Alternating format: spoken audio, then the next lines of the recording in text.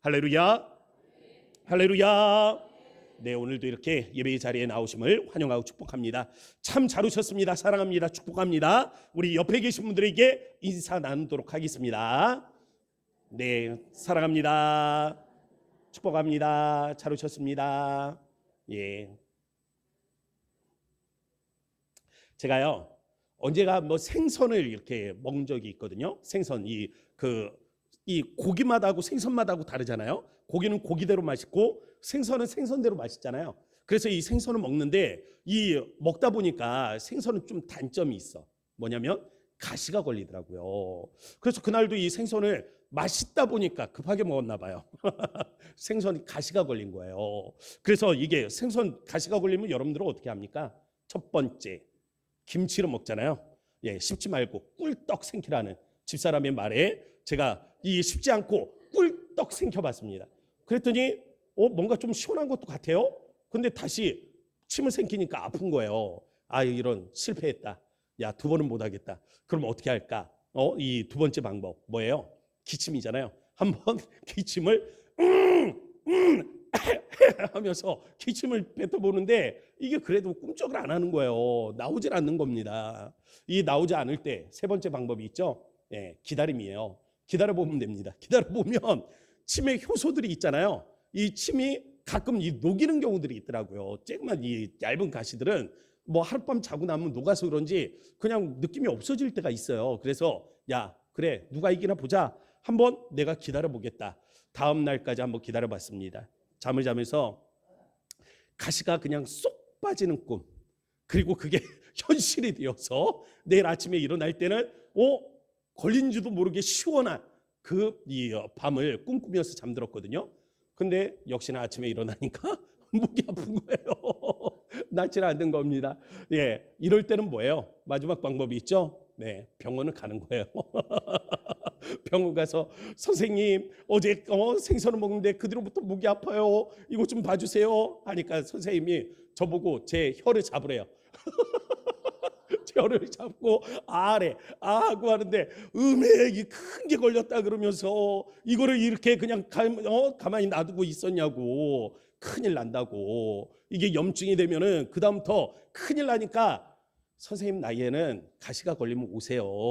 젊은 사람들이나 참고 기다리는 거지 선생님 같은 분들은 큰일 납니다. 의사 선생님한테 혼났어요. 네, 그렇게 이 선생님이 가시를 그냥 쏙 빼는데 이 박혀있던 가시가 빠지면 어떻습니까? 시원하잖아요. 왜 그 사이다 이 원샷 해가지고 그냥 탁 마시고 나면 그냥 머리부터 그냥 하는 이 청량함이 있죠. 그 청량함. 예. 아니 목욕탕에 우리 뜨끈뜨끈한 목욕탕 있잖아요. 예, 이 목욕탕에 들어가면 어때요? 시원하다 할 때 어른들 그 시원하다, 이야 시원하다, 무라일체되는 그 시원함, 예, 그 시원함이 확 느껴지더라고요. 그러면서 마음에 드는 생각이 있었습니다. 야, 이 가시로 한번 동화를 만들어 봐야 되겠다. 그래서 제가요 자작 동화를 만들었어요. 가시왕국의 슬픔입니다. 여러분들한테 들려드리려고 제가 이 서론이 길었어요. 한번 들려드리도록 할게요. 제가 자작 동화입니다. 옛날 아주 먼 옛날에 가시왕국에는 멋진 왕자님이 살고 있었어요. 왕자님에겐 어떻게 하면 백성들을 행복하게 해줄 수 있을까 하는 고민이 있었죠. 가시왕국의 백성들은 저마다 몸에 가시를 달고 있었기 때문이에요. 가시는 자기를 보호하는 최고의 무기가 되었지만 가시를 달고 사는 건 결코 행복하지 않았답니다. 엄마는 아이를 힘껏 안아줄 수가 없었어요. 엄마의 가시가 아이를 찔러 피가 났기 때문이에요. 아이들은 단짝 친구의 체온을 한 번도 느껴볼 수가 없었어요. 미처 손이 닿기 전 가시가 찔러 상처를 냈기 때문이에요. 유독 길고 뾰족한 가시를 달고 있는 할머니는 늘 좁은 골목에 앉아 있었습니다. 이 골목을 지나는 사람들마다 할머니가 그토록 오래 키워온 가시에 찔려 상처를 입게 되었지요. 왕자님은 어떻게 하면 백성들이 행복해질 수 있을까 고민했어요. 그리고 자신의 면류관에 백성들의 가시를 모아 꽂기로 그렇게 결정했습니다. 백성들은 하나 둘 왕자님 앞으로 나와 자신의 몸에서 자란 가시에 대해 이야기를 하곤 가시를 빼어 왕자님의 면류관에 꽂아놓고 돌아갔답니다. 외로움에서 시작된 가시, 배신과 두려움에서 시작된 가시, 어린 시절 가슴 아팠던 경험으로부터 자라난 가시, 가슴 아픈 사연들이 많았어요. 왕자님은 백성들에게서 가시를 뽑아 자신의 면류관에 꽂아 넣었습니다. 그리고 어느 순간 왕자님의 머리는 찢기고 피가 흐르기 시작했어요. 많은 피를 흘린 왕자님은 죽었지만 몸에서 가시를 뽑아낸 사람들은 비로소 서로를 안아주며 사랑할 수 있게 되었답니다. 끝. 제가요 가끔 이렇게 그 동화 떠오르는 동화들이 있어요. 예? 그래가지고 이렇게 한번 만들어 놨던 건데 오늘 말씀에 이거 좀 들려드리면 좋겠다 이런 생각이 들더라고요. 왜냐하면 오늘 말씀의 주제하고 잘 연결이 되는 것 같아요. 저는 오늘 이 말씀이 갖는 이 핵심, 우리 마음의 이 가시, 우리가 가지고 있는 몸의 가시들을 뽑아내고 우리가 새로운 사람으로, 새로운 피조물로 거듭나는 이 시간이 되어질 수 있기를 주의 이름으로 축복합니다. 자, 첫 번째 말씀의 제목은요, 내면의 가시, 쓴 뿌리에 관해서요. 하나님이요, 우리 인간을 만드셨습니다. 우리 인간을 만드실 때 하나님은 누구의 형상을 닮아서 창조하셨죠? 하나님의 형상을 닮게 창조를 하셨어요. 하나님의 형상을 닮아서 우리를 창조했다는 게 무슨 뜻이냐면 하나님은 인격적인 존재시란 말이에요. 우리를 인격적 존재로 창조하셨다라는 겁니다. 하나님의 인격적 존재라는 건 뭐예요? 지정의를 가지고 계신다라는 겁니다. 하나님이 이 지정의를 가지고 계신 것처럼 하나님은 우리를 창조하실 때 지정의의 존재로 창조를 하신 거예요. 특별히 이 지정의에서 이 이 마음 말이에요. 마음. 이 마음이 제일 힘든 것 같아요. 마음대로 컨트롤이 되지 않잖아요. 이 마음대로 우리 마음대로 조절이 되지가 않더라고요. 절제도 안 되고 조절도 안 되고 그래서 감정 때문에 후회하는 일들이 종종 생기게 됩니다. 때문에 인간 사이에 많은 문제들이 뭐에서 시작을 합니까? 결국 마음에서 시작을 하더라고요. 상처받은 마음이 있어요. 그런데 또 다른 상처받은 마음이 있습니다. 상처받은 마음과 상처받은 마음이 만나서 이렇게 만나서 만들어내는 게 뭐예요? 이게 결국 문제잖아요. 문제. 인생사의 문제잖아요. 우리는 때로 감정을 컨트롤하지 못해서 낭패를 당하는 경우들이 있습니다. 감정적인 문제 때문에 어떤 경우에는 우리 뉴스 봐요. 칼부림이 일어나는 이유가 뭐예요?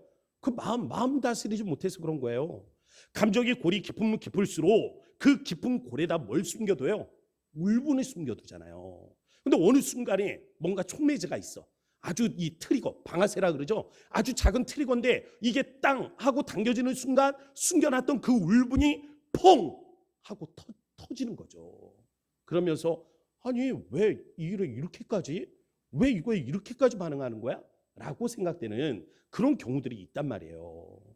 이처럼 상한 감정이 쓴뿌리로 남아있기 때문에 그 상한 감정의 쓴뿌리가 우리에게는 이 방아쇠, 트리거가 된단 말이에요. 그래서 어느 순간에 나도 모르게 내 마음이 컨트롤되지 않게 그렇게 펑 하고 터져버리는 순간들이 있습니다.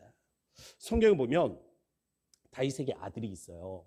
유명한 아들이 둘이 있습니다. 암논하고 압살롬이에요. 근데 이 암논이 다말이라는 여동생을 좋아해요. 그래서 몰래 불러들여가지고 이 다말을 강간을 합니다. 그럼 강간을 했으면 뭐 결혼이라도 했으면 좋아. 근데 또 내쳐버린 거예요. 그런데 배다른 동생이에요. 배다른 동생. 다윗에게 4명의 아내가 있었잖아요. 그러니까 이 배다른 동생이에요. 근데 이 누구야? 다말의 친오빠가 있었거든요. 압살롬입니다. 이 압살롬이 다말을 얼마나 좋아하는지 아세요? 다말, 여동생 이름이 다말이란 말이에요. 딸을 낳았어. 딸의 이름이 뭔지 아세요? 다말이에요. 아니, 여동생의 이름이 다말이야. 근데 이 다말이 결국에는 자살로 죽어요. 그럼 이 죽은 여동생의 이름을 따서 내가 딸을 낳아서 이름을 다말이라고 지을 정도면 그 아이를 얼마나 좋아했겠습니까? 그러니까 상처의 깊이도 큰 거죠. 그래서 이 상처를 가리고 2년을 기다려요. 2년을. 그러다가 양털 깎는 날 기회가 왔을 때 형 암논을 죽여버립니다. 생각을 해보세요. 강간은 이 변명의 여지가 없습니다. 그런데 그렇다고 이 형을 그 살인하는 죄가 정당화될 수는 없는 거잖아요. 문제는 왜 이렇게 끔찍한 일이 일어났는가라는 겁니다. 치유받지 못한 마음 때문이에요. 안타까운 건 다윗도 알고 있었습니다. 압살롬의 마음을 짐작을 했어요. 그런데 어쩔 수가 없었어. 왜? 암논은 다음에 왕위를 이어받을 왕세자예요. 그런 아이에게 좀 이 치욕을 끼칠 수는 없는 거란 말이에요. 그러니까 그냥 묻어주자. 모른 척하자. 그냥 잊자라고 생각을 했단 말이죠. 그런데 우리가 그냥 무시한다고 묻어둔다고 그 상처가 치유가 됩니까? 안 그렇잖아요. 그래서 끔찍한 문제가 일어나게 된 거예요. 어떻게 보면 우리하고도 굉장히 유사한 부분들이 많습니다. 우리도 그냥 잊어. 그래, 그냥 내가 잊으면 된다. 뭐 이렇게 생각하는 경우들이 있잖아요. 그냥 없다 생각하고 사는 거지. 뭐 이런 경우들. 그런데 그 자체가 우리의 이 문제들을 치유하지는 않는다라는 것입니다. 무시한다고 상처가 나아지는 게 아니에요. 오히려 상처는 그 뿌리를 더 깊게 내리게 되고 애써 무시하며 사는 그러한 삶이 큰 문제에 봉착하게 되는 것이죠. 모든 비극적인 사건들을 보면 비극적인 이유들이 있더라고요. 오늘 우리 안에 있는 상한 감정을 치유하지 않으면 우리는 다가오는 그러한 비극을 막아낼 수가 없는 거예요. 한번 농작물들을 한번 생각을 해보세요. 우리 열매를 거둬들이잖아요. 근데 이 농부가 농작물들을 거둬들일 때는 시간을 투자를 해야 돼요. 노력을 투자해야 돼. 거기에다가 사랑을 쏟아부어줘야 합니다. 예쁘다 착하다 해야지 식물들도 잘 자라더라고요. 그렇게 해서 열심히 열매를 키워내는데 그 옆에 잡초 있죠. 잡초. 이 잡초들은요 그냥 내비둬도 자라요. 약을 쳐도 자랍니다. 죽지도 않아. 풍성하게 자라요. 그리고 가만히 놔두면 어떻습니까? 뿌리가 더 깊어지잖아요. 그래서 나중에는 잘 뽑히지도 않는 거죠. 우리의 상한 감정이 어떻게 보면 이거하고 똑같더라고요. 잡초하고 똑같은 거예요. 가만히 놔두면 없어질 줄 아는데 오히려 그 상처에 뿌리가 깊어지는 거죠. 나중에 그것을 치유하려고 보면 그 뿌리가 너무 깊어서 잘 만져지지도 않아요. 치료되지도 않아. 근데 고쳐지지 않은 이 마음의 상처는 어떻습니까? 열등감이 되고 분노가 되고 폭력성이 되어서 우리의 삶을 망가뜨린단 말이에요. 똥파리가 날아드는 경우들이 있습니다. 이 똥파리는 언제 날아듭니까? 다 이유가 있더라고요. 냄새 나는 게 있는 거예요. 더러운 게 있는 겁니다. 쓰레기가 있고 똥이 있고 치우지 않은 무언가가 있는 거예요. 그러니까 똥파리가 날아온단 말이에요.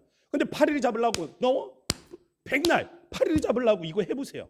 어때요? 어디에서 또 다른 파리가 날아오죠. 그래서 또 파리가 앉습니다. 어떻게 해야 돼요? 똥을 치워야지. 쓰레기를 치워야지. 안 그렇습니까? 우리의 마음도 마찬가지예요. 우리의 마음에 이 더러운 감정들을 치유를 해야 된다는 겁니다. 우리의 감정에 오래 묵은 상처들을 치유해야 되는 거예요. 마음의 똥을 치워버려야 된다고요. 마귀가요, 딱 이 파리 같아요. 우리가 이 마음이 치유되지 않으면 사단은 우리의 약점이 뭔지를 안단 말이죠. 그래서 그 약점을 가지고 우리를 넘어뜨리려고 해요. 시험하려고 한다고요.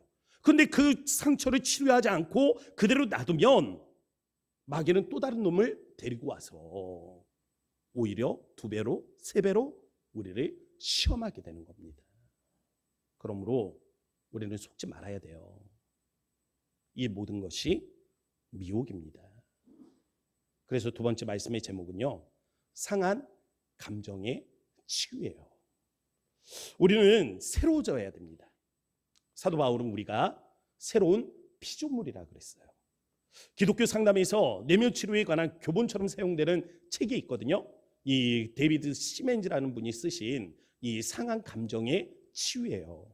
근데 이분이 그 이야기를 하시더라고요. 기독교인들이 믿음 생활을 하면서도 이 믿음 생활을 하면서도 이 내면의 문제가 해결이 되지 않으니까 역시 여전히 믿음 가운데서 상처를 가지고 살고 또 수치를 가지고 살고 죄책감을 가지고 살고 있다라는 겁니다.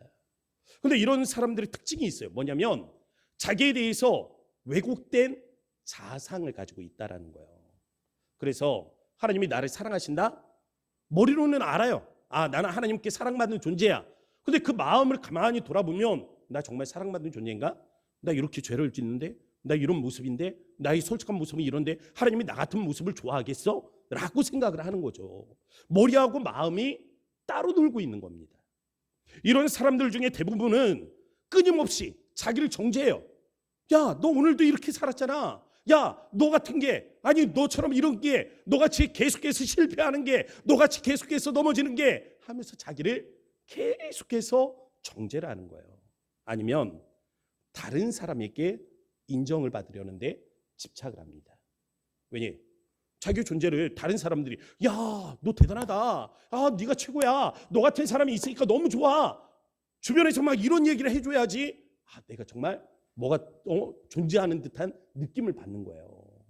그러니까 자꾸 오늘은 누가 나를 필요로 하지 않나? 오늘은 어떤 사람이 나의 도움을 필요하지? 하면서 너 이 사람은 나를 어떻게 생각할까? 저 사람은 나를 어떻게 생각할까?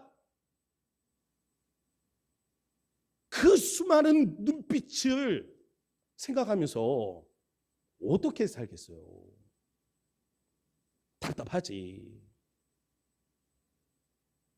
아니면 이 실패를 두려워해서 방어적으로 사는 사람들이 있습니다. 실패를 두려워해.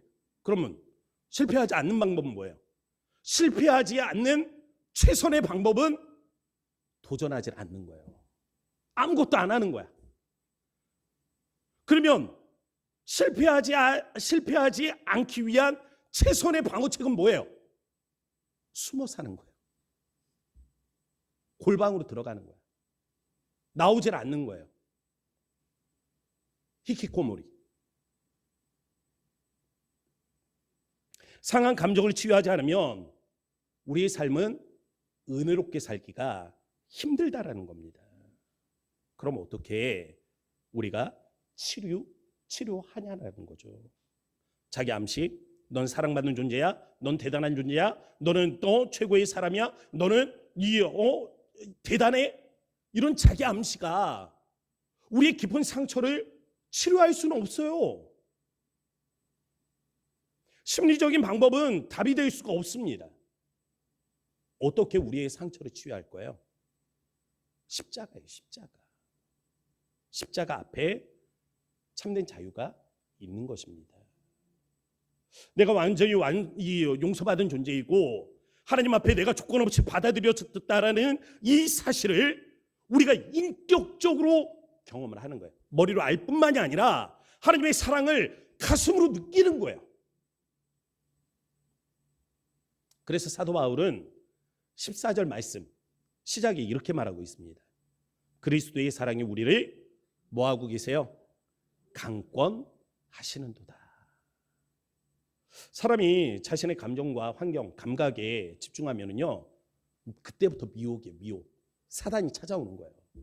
그러면 우리가 집중해야 할 때는 이 감정은 어디에 있을까요?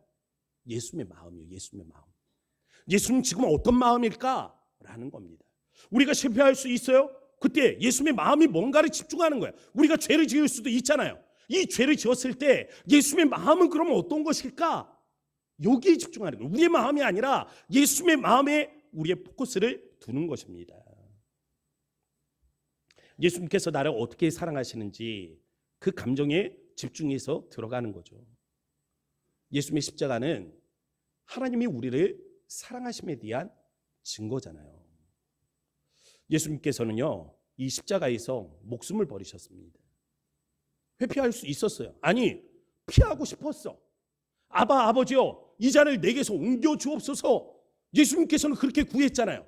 피하고 싶었다고요. 피할 수 있었다고요. 그렇지만 피하지도 않으셨어요. 왜? 예수님께서 그 잔을 피하시면 그로 인해서 다치는 사람이 누구예요? 우리예요, 우리. 나예요, 나. 예수님께서 그 고난에 당하지 아니하시면 누가 죽게 되는 거예요? 내가 죽는 거예요, 내가. 예수님께서 피하지 않으신 이유가 뭐예요? 나의 삶을 위해서인 겁니다. 나의 생명을 위해서예요. 마치 심장 이식이 필요한 아이가 있단 말이에요. 근데 병원에서 이것저것 검사해 보니까 아빠의 심장이 이 아이에게 딱 맞대. 딱 맞대. 근데 그 소식을 듣고 병원에 딱 나오는데 저 앞에서 큰 트럭이 달려오고 있어요. 그럼 아빠는 이 트럭을 피할 수도 있죠. 근데 또 한편으로는 피할 수가 없어요. 왜? 내가 여기에서 다쳐서 숨지면 이 심장이 누구를 살려요? 아들을 살리잖아요. 피할 수도 있지만 피할 수가 없다고요. 이게 누구의 마음이에요? 하나님 아버지의 마음인 것입니다. 그 마음으로 우리를 사랑하셨다고요. 이 사랑이 우리를 강권하고 계십니다. 그러므로 다른 것에 눈을 돌리지 마시기 바랍니다. 여기에 집중하세요. 하나님의 마음에 집중하세요. 다른 것이 아니라 하나님의 그 마음, 우리는 사랑받는 존재라는 그 마음을 하나님의 그 마음에서 찾으실 수 있기를 바랍니다. 그런데 아세요? 주님이 우리를 위해서 목숨을 버리셨잖아요. 근데 버리신 데는 목적이 있어. 그냥 버린 거 아니에요. 우리에게 하나님의 심장을 주신 이유가 있다고요. 우리의 생명을 살린 이유가 있어요. 오늘 말씀에 보면 그 이유가 등장을 합니다. 15절 우리 함께 읽어보도록 할게요. 다 같이 읽겠습니다. 시작. 그가 모든 사람을 대신하여 죽으심은 살아있는 자들로 하여금 다시는 그들 자신을 위하여 살지 않고 오직 그들을 대신하여 죽었다가 다시 살아나신 이를 위하여 살게 하려 함이라. 아멘. 우리가요, 자기를 위해서 살지 않고 누구를 위해서 살게 하려고요? 예수님을 위해서 살게 하기 위해서 우리를 위해 대신 죽으셨다라는 겁니다. 온 세상이 분노로 가득해 있어요. 왜 이렇게 우리가 사는 세상은 분노가 많은 거예요? 옛날보다 우리가 먹고 살기에는 더 좋아진 것 같은데 왜 이 분노는 수그러들질 않는 겁니까? 이유가 뭐예요? 다 자기의 유익을 구하기 때문이에요. 그러므로 우리의 삶에 새로운 목표를 우리가 가져보자는 것입니다. 내가 아닌 나를 위해 죽으신 주님에 대한 삶의 목표 말이죠. 이젠 나를 위해서 사는 것이 아니라 우리가 살기는 사는데 누구를 위해서 사는 거예요? 주님을 위해서 사는 것입니다. 오늘 한국교회가 방향성을 잃어버린 이유가 뭡니까? 나는 살고 예수는 죽기 때문에 그래요. 반대가 돼야 되는데 예수가 살고 내가 죽어야 되는데 나는 살고 예수는 죽어. 그러니까 방향성을 잃어버리게 되는 거죠. 믿음으로 사는 부부가 만약에 마찰을 일으킨다면 이건 왜 그러는 거예요? 나는 살고 예수는 죽기 때문에 그런 겁니다. 아니 그렇게 피나게 싸우면서 내가 예수님을 위해서 싸우는 거라고 말할 수 있어요? 그렇게 물고 뜯고 하면서 이게 예수님을 위한 거라고 말할 수 있습니까? 아니잖아요. 예수는 죽고 내가 살아있기 때문에 그런 겁니다. 개인도 마찬가지예요. 입으로는 내가 죽었다고 하지만 실상은 나의 자아가 여전히 살아있기 때문에 우리가 혼란을 느끼고 있는 거라고요. 그러므로 우리에게 주어진 시간을 낭비해서는 안 됩니다. 1분 1초도 낭비해서는 안 돼요. 그냥 이렇게 살다가 죽는 거지? 아니요. 그렇게 사는 거 아닙니다. 우리에게 주어진 인생은 낭비하지 말아야 돼요. 우리가 인생을 낭비하지 않기 위해서는 뭐예요? 내가 죽어야 되는 거예요. 내가 죽고 예수가 살아나는 겁니다. 내가 죽고 예수가 살아나면 내 안에서 예수가 살아나면 예수님이 원하시는 삶, 예수님이 우리를 통해서 이루고자 하시는 삶의 목적들이 분명하게 드러나게 된다고요. 이것을 한 단어로 하면 뭐라 하는지 아세요? 사명이라고 하는 거예요. 그래서 세 번째 말씀의 제목은 사명, 화목케 하는 직분입니다. 잠언 17장 1절 말씀 우리 같이 한번 화면을 보고 읽어보도록 하겠습니다. 다 같이 읽겠습니다. 시작. 마른 떡 한 조각만 있고도 화목하게 하는 것이 제육이 집에 가득하고도 다투는 것보다 나으니라. 아멘. 여기 보면 특별한 단어가 하나 보이죠. 마른 떡이요. 이 마른 떡, 집에 왜 마른 떡이 있는 거예요? 여러분 집에도 마른 떡 있죠? 솔직히 있죠? 안 먹어서 마른 거잖아요. 그거는 요즘 워낙에 먹을 게 많아서 마른 거예요. 근데 이 성경의 마른 떡은 그게 아니에요. 반대예요, 반대. 먹을 게 없어서 마른 떡이 있는 겁니다. 떡에 한 덩이가 있어. 이 아내와 자식들이 먹으려고 보니까 일을 나간 남편이 생각이 나는 거야. 하루 종일 고되게 일하고 왔는데 집안에 와서 먹을 것이 없으면 얼마나 그 몸이 피곤할까. 얘들아, 우리 아빠를 위해서 이 떡 남겨놓자. 아빠가 들어왔어요. 떡을 먹으려고 보니까 한 덩이가 남아있는 거야. 이 한 덩이 내가 오늘 밤에 먹어버리면 내일 아침에는 아이들이 먹을 게 없잖아요. 아내가 먹을 게 없잖아. 아, 그래 괜찮아. 물이라도 한 모금 마시고 물로 배 채우고 자자 하고 잠들고 아들과 딸을 위해서 남겨두는 거죠. 그러면 떡은 말라요. 이 마른 떡 한 조각만 있고도 화목한 집, 바로 이 집이에요. 근데 이 집과 대조적으로 지금 쓰이는 이 또 단어가 있습니다. 뭐예요? 제육이 집에 가득하고도 다투는 사람이에요. 제육이 집에 가득하다는 것은 뭐예요? 이 가정은 하나님께 많은 제물을 드리는 가정이라는 겁니다. 고기가 풍성해요. 먹을 것이 많아요. 그런데 이 풍족한 집이 뭐가 있습니까? 다툼이 있는 거예요. 그냥 마른 떡 하나만 가지고도 화목한 가정이, 그래서 이 풍성한 재물을 가지고도 다툼이 가득이 많은 그 가정보다 오히려 낫다라고 말씀을 하시는 겁니다. 이 한 주간에 여러분 한번 생각을 해보세요. 어떻게 사셨습니까? 여러분의 삶에는 다툼은 없었어요? 하나님, 그럼 여러분들의 삶에 다툼이 있었다면, 누군가와 마찰이 있었다면 한번 생각을 해보세요. 여러분과 하나님과의 관계는 어떠셨습니까? 평안하셨습니까? 하나님과 화목한 사람이 사람과는 불화한다? 이건 있을 수 없는 일입니다. 반대로요. 하나님과의 영적 관계는 막혀 있어. 그런데 사람과의 관계는 형통하다? 이것도 아니에요. 잘못 살고 있는 겁니다. 하나님과 나 사이가 분명하지 못하니까 우리 안에는 핑계가 생기는 거죠. 존 스토트 목사님이 그런 이야기를 했습니다. 우리가 인간이 죄를 저질렀잖아요. 인간이 죄를 저지름으로 인해서 나타나는 삶의 특징이 있대요. 이 특징을 한 단어로 설명을 합니다. 뭐냐면 이 단절이에요. 단절. 하나님과 우리의 영적 관계가 무엇으로 인해서 단절이 됐어요? 죄로 인해서 단절이 됐어요. 사람과 사람 사이의 이 만남이 무엇으로 인해서 파괴가 되었습니까? 이 죄로 인해서 파괴가 된 거예요. 내가 나 자신을 바라보는 데 있어서 왜 우리가 우리 자신을 그렇게 구속하는 거예요? 죄 때문입니다. 죄가 그렇게 만드는 거예요.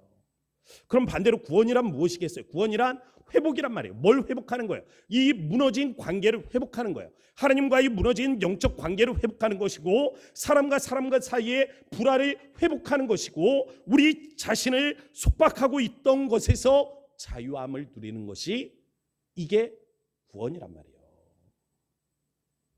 18절 말씀에 보면 모든 것이 하나님께로서 났으며 그가 그리스도로 말미암아 우리를 자기와 화목하게 하시고 또 우리에게 화목하게 하는 직분을 주셨으니 라고 말씀을 합니다.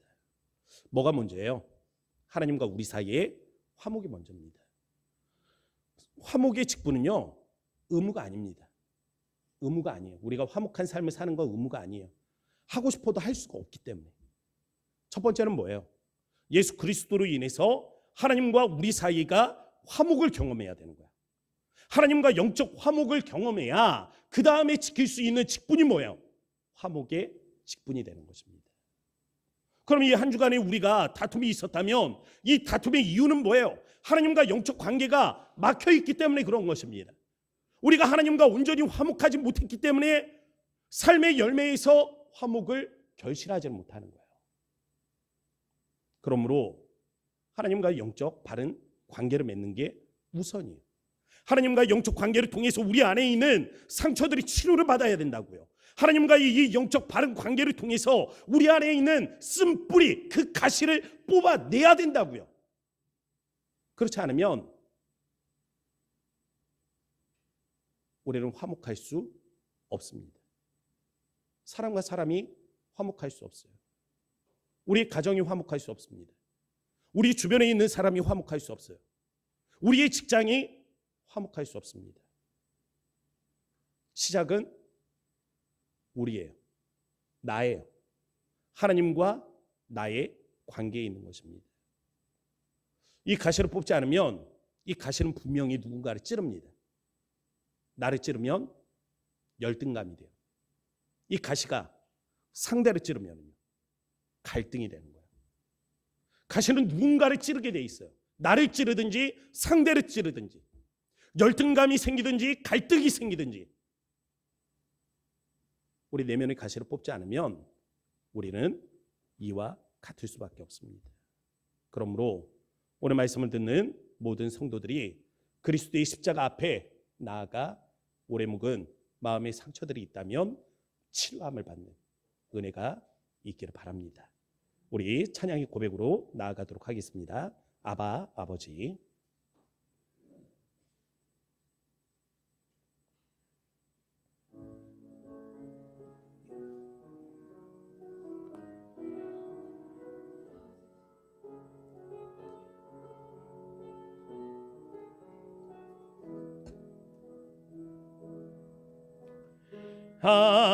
아버지 아버지 나를 보시고 바라보시는 아버지 아버지 아버지 나를 도우시고 힘주시는 우리 다시 한번 고백하죠. 아버지 아버지 아버지 나를 안으시고 바라보시는 아버지 아버지 아버지 나를 도우시고 힘주시는 아버지 주는 내 마음을 고치시고 볼 수 없는 상처 맞으시네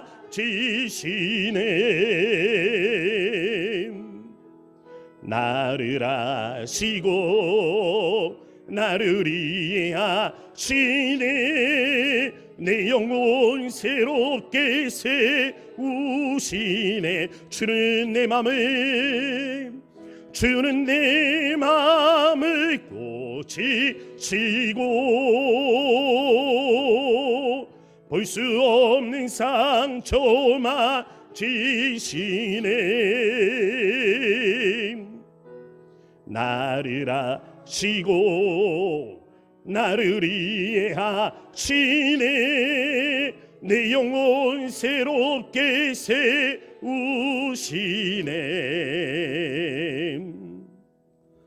사랑하는 성도 여러분 우리 이 시간에 함께 기도하도록 하겠습니다.